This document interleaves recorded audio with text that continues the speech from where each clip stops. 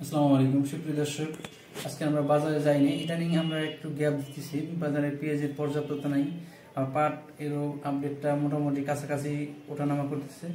এই কারণে আমরা নিয়মিত আপডেটটা দিচ্ছি না, তবে আমরা আছি আপনাদের সাথে, নিয়মিত আপডেট দেবো ইনশাল্লাহ।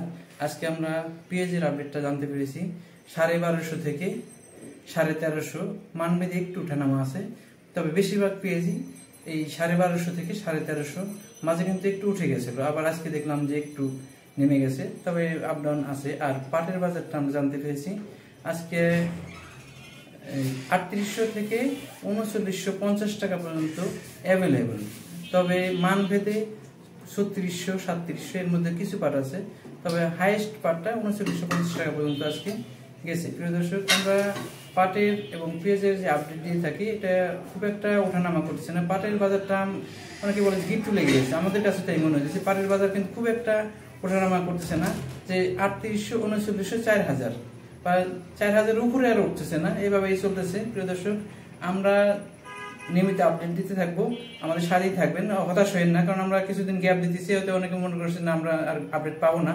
আপনারা আমাদের সাথে থাকবেন, আমরা একটু ফ্রি হলে বা বাজারটা একটু জমলে আমরা আপনাদের আবার সামনে চলে আসবো এবং নিয়মিত বাজারে গিয়ে আপডেট দেব, এবং এতে আপনারা আমাদের সাথে থাকলে নিয়মিত সব আপডেট পেতে পারবেন।